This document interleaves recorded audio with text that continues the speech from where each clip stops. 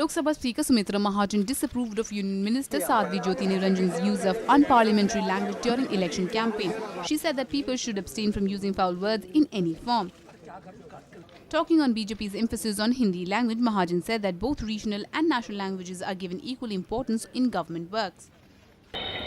तो हिंदी का भी यही है, अगर आप दक्षिण में जाओगे वो अपनी मातृभाषा को कोई भी महत्व देना चाहता है तो मातृभाषा को महत्व मिलता है। ऐसा नहीं है कि वहाँ हिंदी में नहीं होता है। सरकारी काम आप अगर देखो तो सभी स्टेट्स में हिंदी में भी होता है, मगर साथ साथ वहाँ की भाषा भी तो होना ही चाहिए। आरोप लगाने से पहले मैं इतना ही कहूँगी, वहाँ का रजिस्टर खुला है, मेरे यहाँ भी कभी आके देख सकते हो कि मेरा ये प्रयास रहता है, दो लोगों वाली पार्टी भी हो तो भी उनको बोलने का समय देना, जो बोलना चाहते हैं तो बोलने का समय देना है। प्रयास करती हूँ, जैसे क्वेश्चन आवर चलता है, अगर मेन क्वेश्चन बीजेपी का हो तो मैं पूरक प्रश्न के लिए कभी कांग्रेस, कभी सीपीएम, कभी जनता दल, इनको महत्व देती हूँ। अगर मेन प्रश्न कांग्रेस का है तो पूरक प्रश्न में कभी तृणमूल कांग्रेस हो, कभी वहाँ के उड़ीसा के ये हो, बीजेडी के लोग हो, बीजेपी के हो, ये करना होता है। मुझे तो सभी को महत्व देना है और कोशिश ये है नियमानुसार जो भी बोलने की इजाज़त चाहेगा उसको नियमानुसार मुझे अनुमति। अभी एक मंत्री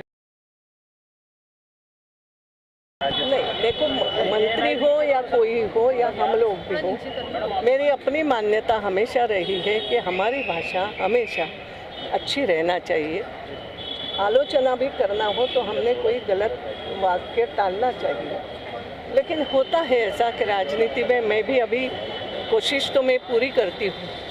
कई बार होता है जब हम चुनाव के भाषण देते हैं तो हो सकता है मेरे मुंह से भी कभी एक आध शब्द गैर निकला भी हो, इतना प्रयास, मैं ऐसा एकदम गारंटेड नहीं, मगर फिर भी ये कोशिश होना चाहिए कि हमारी भाषा अच्छी हो।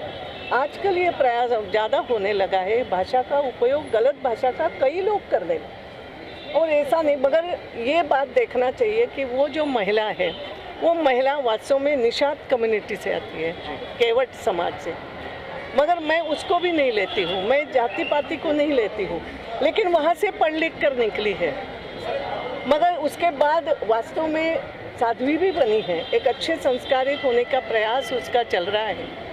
और ऐसे में आप देखोगे कि उसने तुरंत माफ़ी भी मांग ली। मैंने जब ये संदेश भिजवाया कि बात सही है, अगर गलत मुँह से कुछ निकला हो पहले आप बताओ निकला हो तो, क्योंकि हम तो सभा में नहीं थे, लेकिन अगर कुछ निकला हो तो मैंने जब संदेशा पहुंचाया कि माफ़ी मांग लेना चाहिए, और जब हमारे पार्लियामेंट्री अफेयर मिनिस्टर ने भी उनसे बात करी तो उसने तुरंत ये बात मान ली, और आप देखोगे कि तुरंत उसने माफ़ी भी मांगी।